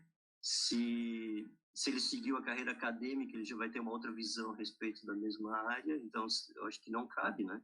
A, não tem nem como, né? O curso englobar todas essas práticas, né? Todas as possíveis práticas. E tem questão de tempo também, porque as práticas mudam ao longo do tempo, né? E daí? Vai mudar sempre, então todo ano tem que mudar o currículo da universidade para as novas práticas, né? Algo que a gente coloca para dentro dos currículos é a questão de softwares, né? Que eu acho um pouco problemática, porque software muda todo ano, né? Eu aprendi, nossa, a universidade não me ensinou nada de AutoCAD porque ela me ensinou AutoCAD de 2014 e agora eu estou trabalhando no AutoCAD de 2019, né? Então, esse tipo de comentário existe, né? E não, eu acho que não faz parte esse tipo de prática, que é o exercício fechadinho, né? O cara que está fazendo aquela mesma coisa todo dia, né? E eu acho que o que se chama disso, o que se chama prática, isso, né? Eu acho que isso não está dentro disso. Isso tem que estar fora do curso, né? Eles têm que ser aprendido lá Talvez fora. sem desmerecer a importância do curso técnico, assim, mas a gente não deve confundir a formação na universidade com formação técnica ou tecnólogo, não sei exatamente como é que fala, né? Então, Sim. isso também eu acho ponto importante, talvez, que tu está comentando. Porque, por exemplo, o engenheiro ambiental que sai daqui da nossa universidade, ele está pronto para trabalhar em qualquer lugar, né? Em qualquer lugar fora, até que desde que reconheça o diploma dele. Então, como é que a gente vai inserir a prática do engenheiro ambiental trabalhando no Japão, né? Não tem como, né? E Mas ele tem que estar. justamente a prática vai dar esse tipo de formação para ele, não é? Então, por que a gente deve dar essa formação também? Eu acho que uma empresa quer uma pessoa com formação sólida em algo que Sim, exatamente ela não pode prover para o sim, empregado. Então, sim. Ele tem, aquela cultura de cada empresa vai ser aprendida durante o trabalho. exatamente. Aí ele tem que estar preparado para assimilar aquela nova prática da maneira mais rápida possível. Aqui a gente trabalha com tal software. Eu já usei software parecido. Então o cara lá vira uma noite, no outro dia ele está bombando naquele software. Agora a gente faz tal coisa, tal análise. Eu já fiz uma análise parecida. Então agora eu viro à noite, estudo os pormenores, né, da prática e no outro dia eu estou fazendo, né? Então isso eu acho que vem daquela de ter uma bagagem, né? O cara ser aberto, né? E saber fazer as coisas, porque daí ele se adapta, né? Para onde ele for. E consegue emprego onde ele quer, né? O diretor da NASA foi demitido, né? Nossa, vai ficar desempregado? Eu acho que não, né? Talvez a gente tenha visão um pouco diferente ainda, né, Uhum. em geral, mas a gente vê aquele mercado de trabalho em um lugar que valoriza muito a tecnologia é muito dinâmico, né? E tá todo mundo saindo de uma empresa indo para outra. Sai da Google, vai para o Netflix, vai para o Uber, vai para o Facebook, tá todo mundo fazendo. Eles têm que saber exatamente o que cada empresa faz. Não, todos eles são base sólida no que eles fazem. Inclusive, a Google contrata um monte de gente que entende SIG ou geoprocessamento, contrata a pessoa da hidrologia que sabe fazer modelagem de inundação, etc. Então, eu acho que há muita gente, às vezes, no nosso meio, que não é o esperado, né? Eles não estão conseguindo ver que o mundo é muito mais amplo do que a prática de engenheiro de 1970 ou 1980, assim. E a gente está até se prendendo, mas isso não é uma atribuição de engenheiro ambiental. E daí que não é uma atribuição, ele vai ter emprego se ele souber fazer. Então a gente não deve basear nossa formação preocupado só em uma atribuição que foi decidida por um grupo de coroa há 40 anos atrás, né? A gente deve olhar para frente, assim. Qual o problema a pessoa vai enfrentar em 2030, não qual o problema foi enfrentado em 1970, assim. Tu me lembrou uma questão interessante, que é muitas vezes as práticas elas não são abertas, né? Tu falou de Google, Netflix, né? O cara nunca vai saber o que realmente a Netflix faz dentro dos seus códigos algoritmos, né? E que é segredo de empresa, né? Então, como é que é? E eu tive essa dificuldade, por exemplo, quando eu peguei uma disciplina de sistemas de água, sistemas de abastecimento de água, e aí eu trabalhei alguns anos nessa área, e eu queria, bom, eu quero dar aqueles exemplos de uma rua, uma cidade quadriculada, e aí me projeta o sistema de água. Pô, isso é completamente sem graça, né? Queria algo prático, né? Algo que as empresas fazem, né? Aí eu contactei alguns conhecidos que trabalham nessa área e estou esperando até hoje eles me enviarem algum projeto, né? Por quê? Não vão enviar, porque é o segredo deles, tá? É assim que foi. Então, como é que você vai introduzir esse tipo de prática, né, dentro das disciplinas, se a própria prática de ponta, né, não é aquela prática que todo mundo faz, ninguém vai abrir, né? Ah, tá aqui, ó, todo o meu código, resolvi todo aquele problema ambiental com código, tá aqui, toma, né? Faz.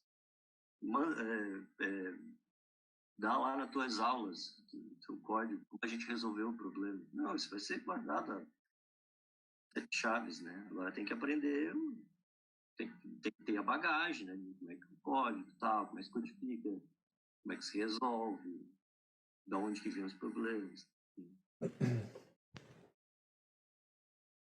Eu não sei, o Zé queria falar mais alguma coisa, pareceu, mas eu não... Tá. Eu cortei o Zé. Não.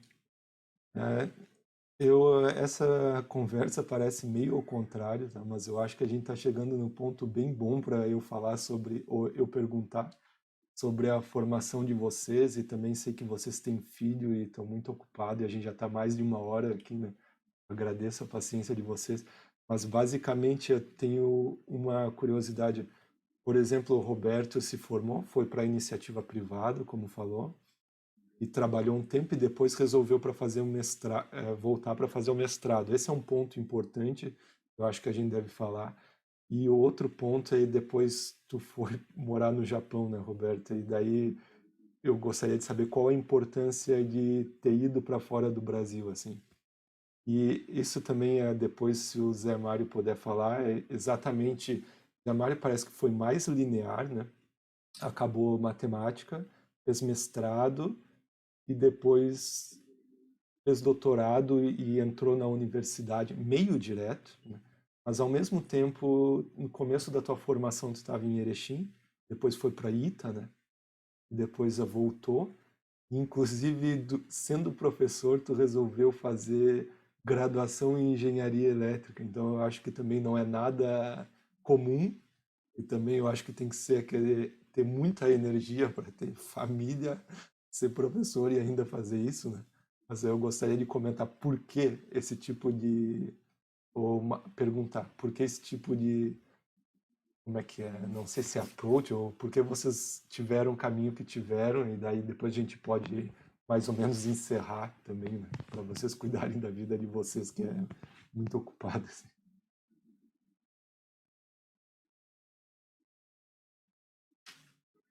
Fala, Zé, eu já falei, acabei de falar. Ah, tá, então, vamos lá. Pois é, eu fiz a graduação em matemática, né? Na verdade, não era a minha primeira opção. Eu fiz vestibular para engenharia de controle e automação na UFSC, mas na época a concorrência era tipo 40 e pouco, né? E aí, meio que eu não passei. E aí eu resolvi, bom, já que eu não passei, eu vou ver o que deu errado, né? Fui ver a prova do vestibular e eu vi que o problema maior do meu vestibular tinha sido matemática e física, né? Então eu resolvi, bom, então eu vou ter que esperar o próximo vestibular, e então por que eu não começo a cursar matemática? E na época que a graduação era licenciatura em matemática e física, então eu teria ambas as disciplinas, daí eu pensei, bom, por que não, né? Eu curso um ano, ou talvez dois, ou talvez três, ou talvez todos, e daí depois eu tento fazer vestibular de novo, né? E aí acabou acontecendo que eu comecei a me envolver, comecei a gostar da matéria, das matérias em geral, né? Comecei a adquirir um certo fetiche por ficar manipulando expressões abstratas. E tá, terminei. No final da graduação, na matéria de equações diferenciais, que foi a minha favorita, né? Daí eu fiquei totalmente deslumbrado quando eu conheci equações diferenciais. Eu tive um professor que conseguiu fazer o que eu tento fazer às vezes, em geral, né? Que foi justamente mostrar todo o universo que existe por trás, o universo de aplicações, o quanto você consegue fazer com as ferramentas matemáticas, né? Aí eu fiquei deslumbrado com as equações diferenciais, e aí eu resolvi que eu queria trabalhar com modelagem, né? Eu achei fantástico o escopo, as possibilidades, me pareceu assim formidável. E eu decidi, sim, eu quero fazer isso, e daí eu fui fazer mestrado em modelagem matemática em Juí, né? Trabalhei com um eu fui orientado por um professor russo, professor Marat, que ele veio para o Brasil junto com outros professores da Rússia, no início dos anos 90. E aí, daí sim, foi uma experiência assim extraordinária, porque daí eu comecei a trabalhar com a parte computacional, a parte de dinâmica, então consegui estudar sobre temas assim, e com uma profundidade que o deslumbramento só aumentou, né? Então, depois disso, eu acabei indo para o ITA, fiz doutorado em engenharia eletrônica, e na verdade eu fui para o ITA, eu me inscrevi para o ITA. Eu poderia ter me inscrito para o INPE também, que são as instituições irmãs que ficam praticamente na mesma, eles ficam na mesma cidade, praticamente no mesmo campus, porque o campus na verdade, é separado por uma cerca, uma tela, né? E aí, só que acabei indo para o ITA, para engenharia, e acabei me deslumbrando também com os tópicos de engenharia, né? E estudei na área de concentração de sistemas e controle, então eu sempre tive, daí começou a gerar outras inquietações, né? Eu comecei mas a teoria é bonita, é tudo legal, a parte matemática é formidável, mas e aí, como é que eu faço para implementar tudo isso, né? Na prática, começou a bater um certo desconforto, assim, digamos, uma curiosidade doida, né? Daí eu dei um tempo, aí, 2 anos, depois que eu terminei o doutorado, e eu pensei, bom, eu tô aí meio aborrecido, né? Tem curso de engenharia elétrica aqui, por que não ir lá e fazer uma cadeira ou duas só, né? Só para ocupar algumas noites, e daí eu acabei concluindo, e eu achei bem interessante. Eu tive professores, assim, sensacionais, inclusive um curso novo, mas com conceito 5, com uma infraestrutura muito legal. E o legal é que, assim, a pessoa fala, você tem doutorado, cara, tem doutorado no ITA, que está fazendo graduação em engenharia. Tipo, qual é que é? Ninguém entendia muito, e daí justamente eu tentava explicar justamente essa parte da prática, né? Cara, sim, eu sei tudo isso na teoria, eu sei do que tu está falando, mas eu quero aprender a fazer. E o mais legal é que daí nas aulas práticas os meus circuitos, assim, né? Eu costumava brincar com os colegas porque, assim, os meus circuitos em geral não funcionavam, né? Eu calculava tudo direitinho, os componentes são esses, a frequência vai ser exatamente isso. Antes de começar a montar, eu já sabia tudo que eu precisava usar no meu circuito. E só que daí às vezes acontecia aquela coisa da prática, né? Só que daí eu escolhia, por exemplo, que acontecia muito por causa da má qualidade dos jumpers lá do laboratório, escolher um jumper que estava aberto. E o circuito não funcionava porque tinha um jumper aberto e tá tudo certo, tá tudo calculado certo. Ou uma solda mal feita, né? O cara que é da teoria não sabe fazer solda. Então, assim, ó, esses aspectos práticos. É claro, isso é só uma analogia para explicar toda a parte prática, que é o que realmente interessa, que é a parte da vivência, a parte de aproximar mais desses problemas, dos problemas de verdade, né? Essas coisas que são, sei lá, problemas de indústria, problemas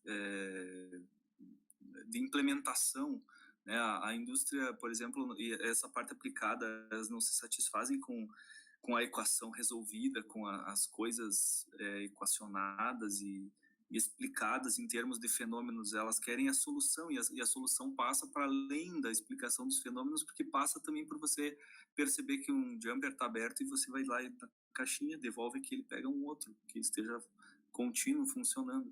Então, essa vivência prática, eu achei que foi o que eu considerei importante buscar, né?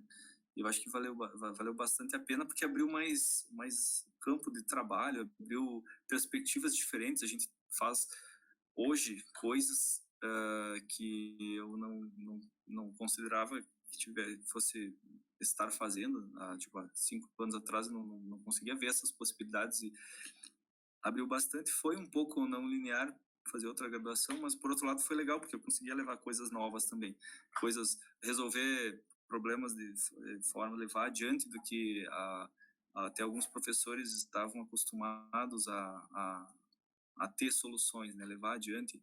Então foi bem legal, acho que foi bem enriquecedor, e sempre começando lá no início pelo deslumbramento, né?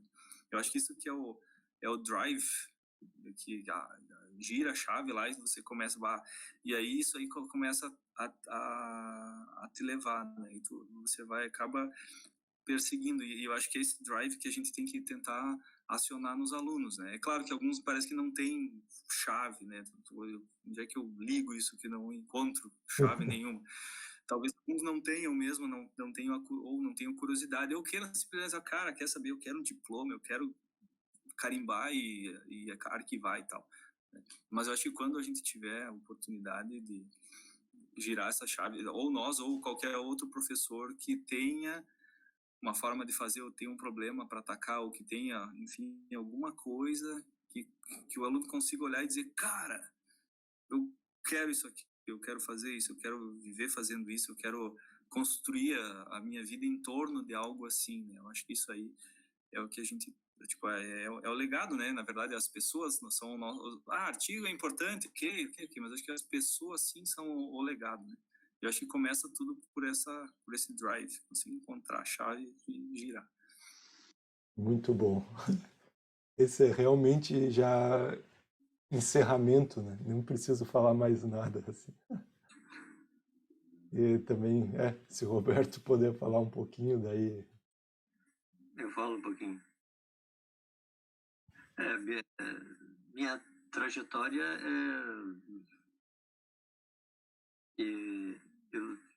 eu era para engenharia, né?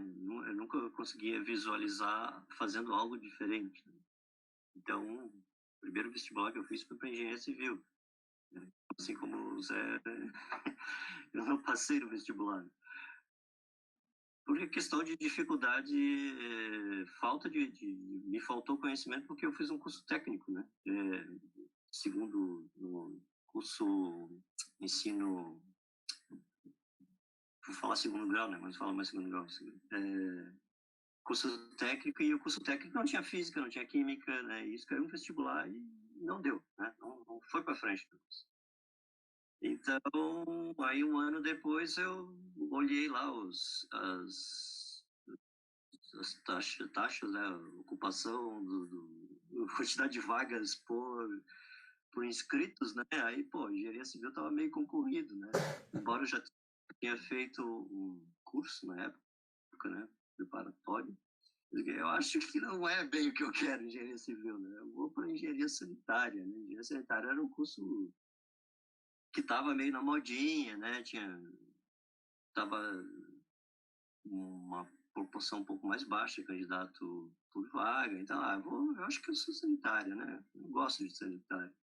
E comecei a fazer engenharia sanitária e tal. Aí, como qualquer curso que a gente começa fazendo de engenharia, lá pela metade a gente está perdido, né? Não sabe o que é da vida, bate a maior depressão.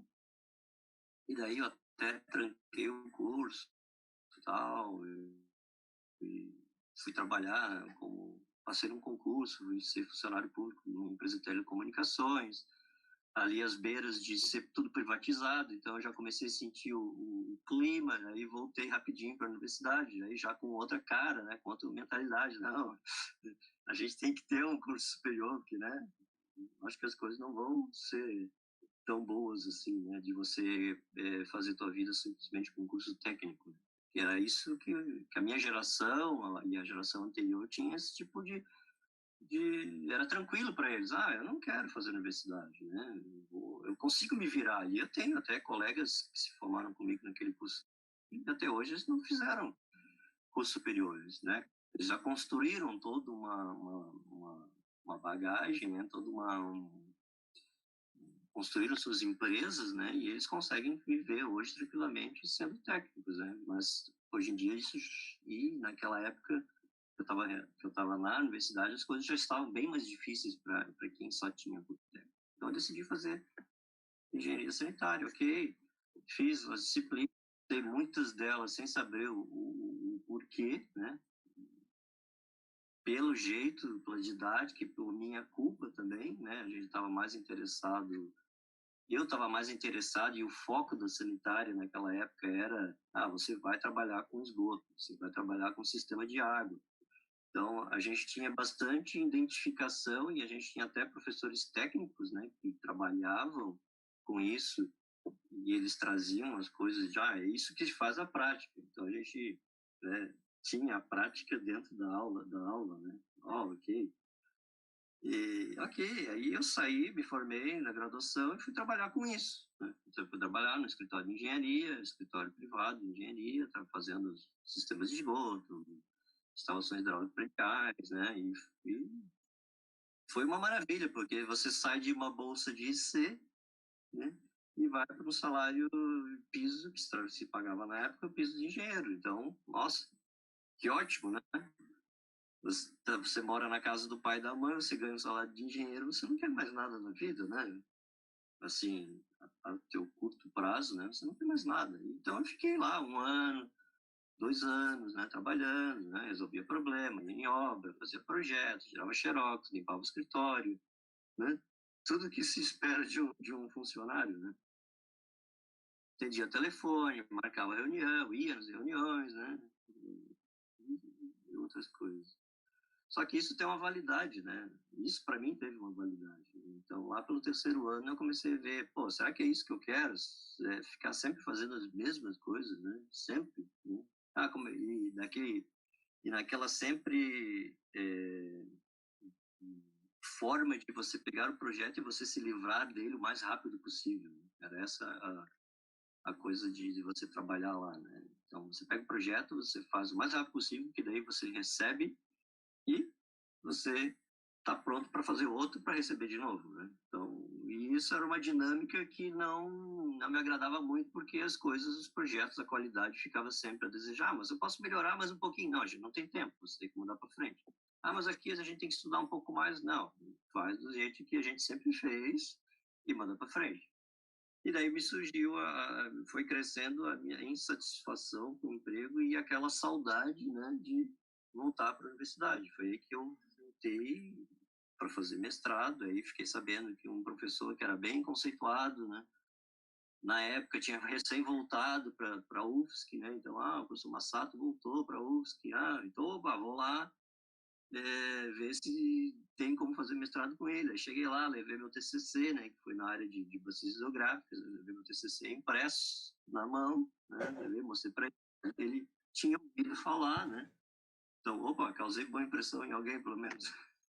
Tinha ouvido falar, e não, vamos fazer um projeto juntos, aí deu tudo certo, ingressei no mestrado, tive sorte de ter bolsa disponível, a bolsa era boa, né, de forma que a troca, né, de você sair de uma empresa privada ganhando salário de engenheiro para ganhar uma bolsa de mestrado, assim, não foi tão impactante como seria hoje, né?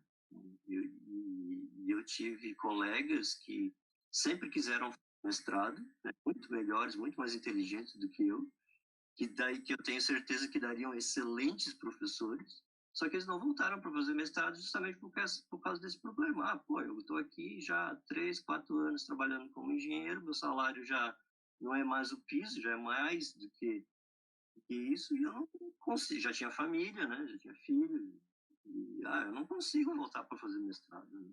Como é que eu vou viver? Questão de tempo e financeiro. Aí tá, aí veio mestrado, aí veio todo aquele choque, né, de você estar... agora você é um cientista, você tem que pensar como cientista, você não é mais engenheiro, os problemas não são mais aqueles, você tem que ler. Aí veio também, nunca fui preparado para a língua inglesa, aí veio o primeiro choque, você tem que ler inglês, você tem que correr atrás, né? E aí engatei mestrado, engatei doutorado, né? Fazendo doutorado, ok, no mesmo sistema. Aí surgiu a oportunidade de fazer um doutorado no Japão. Aí, pô, mas será que eu vou? Será que eu não vou? E aí tinha sempre aquela coisa que eu pensava na época, mas se eu não for para fora, eu vou ser um profissional, um docente muito limitado, né? Eu tenho que ir para fora. Então eu fui, né? Fui para fora, aí lá mais um choque, né? Um choque de cultura, choque de estilo, de como é que as coisas funcionam, né? Saudade de casa, ok, mas fica lá. Consegui terminar o doutorado lá, voltei para o Brasil, terminei o doutorado aqui, fiquei com 2 doutorados, né? E veio a época dos concursos, né? Peguei uma época boa, né? Que tinha bastante concurso, né? E o primeiro que eu fiz, né, foi para o FFS, passei. Passei não porque eu era bom, passei porque não tinha candidato, né? Isso é uma questão importante, né? A ser colocada, praticamente tinha uma outra candidata só, mas ela não conseguiu cumprir os requisitos da prova didática, então eu fui lá, dei uma aulinha suficiente, passei. Isso teve um concurso de hidráulica na UFSC, que eu não, acho que foi um pouco depois, né, que daí eu não passei. E daí vim para cá, de mala e cuia, né, como o gaúcho fala. Contei todas as minhas coisas dentro do carro, vim para cá, aluguei uma casa, comecei a trabalhar, né, casei, tive filhos, né, então provavelmente não, já estou bem sedimentado aqui, né, estruturado aqui. A universidade, ela digamos assim, ela te dá bastante desafios, né? A gente sente falta, eu sinto falta de algumas coisas da UFSC aqui, né? Mas também, e aí isso que a gente já discutiu, né? Aquela de proporcionar encontros entre mentes diferentes, pessoas de áreas diferentes, é coisa boa, né? E eu acho que é isso. Não sei se eu esqueci de alguma coisa, acho que é isso. Muito bom. Eu estou realmente impressionado, assim, como tem tanta mensagem otimista, na verdade. Geralmente a gente se junta para conversar e a gente está sempre desabafando, né? Daí eu fiquei um pouco com medo que a gente vai falar. Mas também outra mensagem é ser aquela mensagem de que parece que é quando a gente falha ou quando sente um entrave, tipo não passar no vestibular. Esse não é o fim, né? Não passei para civil, não passei para automação. Eu acho que a automação perdeu muito sem tu estar lá, mas de qualquer maneira, para mim isso foi muito bom porque no final eu pude encontrar vocês em algum lugar, assim, né? Então, de alguma maneira também tem aquela mensagem muito otimista que o negócio é simplesmente confiar, ter perseverar, né? e de repente parece que está tudo certo se a gente está fazendo coisa que gosta, assim. Então, eu gostaria de agradecer muito vocês. A gente já está falando há muito tempo, né? Eu sei dos compromissos de vocês. Então, José Mário e Roberto, foi um prazer falar com vocês aqui. E tô louco também para encontrar vocês logo em alguma banca ou em algum lugar, né? Ou se não, quem sabe a gente se encontra virtualmente de novo, mas daí para discutir mais questão científica dos artigos que vocês estão trabalhando, o que que aconteceu com Covid, deslizamento, reflorestamento, tudo isso, assim. Então, muito obrigado, né?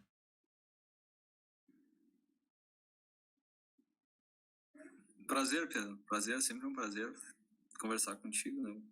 Um cara extremamente bacana, com a mente aberta, com boas ideias, né? Acho que sempre tem a acrescentar, né? Então, esse tipo de conversa a gente só fica com vontade de que dure mais tempo, né? É legal. Mas com certeza, vamos nos reunir, conversar em outras oportunidades sobre outras coisas, né? Perfeito. Estamos sempre à disposição. Ok, então, obrigado também pela oportunidade, né? A gente conversou aqui basicamente aquilo que a gente já conversava, né? Só colocar de uma forma mais comedida, né? O que a gente sempre conversa a respeito do que a gente pensa, né? De profissional, cientista, né? Isso é a nossa eterna luta interna, né? E eu acho que eu fico feliz de ter encontrado duas pessoas assim que também têm essa luta interna na cabeça de sempre estar se olhando, né? Pô, será que eu estou fazendo isso, né? Ciência, o que é mais importante, o artigo ou a parte, esse artigo se transformar numa aplicação, né? De como é que eu dou aula, né? Será que os alunos estão entendendo? Como é que eu posso chamar a atenção dos alunos? Então, eu acho que praticamente vocês são as únicas pessoas que eu consigo conversar assim, né? De trocar ideias, de se reinventar ou de se questionar, né? Ah, pô, eu sei, a minha aula é ruim. Como é que eu vou melhorar minha aula, né? Ao contrário de outras pessoas que a gente conversa que não tem esse problema, né? E a gente não sabe se não tem esses problemas porque não se criticam ou porque já atingiram um determinado nível, né? De excelência que esse tipo de problema não existe, né? Então, eu me considero assim bem básico, né? Bem iniciante, né? Apesar de eu já estar aí quase perto de 50, mas me considero ainda bastante iniciante nessa parte de didática, de ensino, de pesquisa, né? Tô aí para receber paulada e de me questionar, né? Sempre. Significa que a gente vai ter muito tempo para aprender ainda, né? Então isso é sempre bom, assim. Eu gosto de pensar que o tempo vai vir para a gente aprender a lidar com nós mesmos, né? Porque as regras estão bem definidas, né? As regras estão aí, né? Não sei se a gente pode mudar as regras. Né? Basta saber se a gente vai continuar, se a gente vai aceitar as regras, ou a gente vai continuar nesse eterna luta, ou simplesmente a gente vai dizer, não, isso eu não quero, né? Assim como lá, algum ponto das nossas vidas, a gente chegou num momento e disse, não, é isso que eu não quero, né? Vou fazer outra coisa. Então, talvez se a gente vai chegar nesse ponto também, né? Não, esse tipo de coisa dentro da universidade, isso não me serve, né? Isso eu não quero. Mas, claro, sempre curtido, né? Dá muito pano para manga, assim. Sim, sim. A gente poderia ficar discutindo aqui o dia inteiro. Aqui. Sim. Tá bom. Eu vou. Hoje é sexta, né? Então, bom fim de semana para vocês. Mais uma vez, muito obrigado, né? Foi bom ver vocês. Abraço. Falou. Um abraço. Igualmente. Tchau, tchau. Grande abraço, bom fim de semana.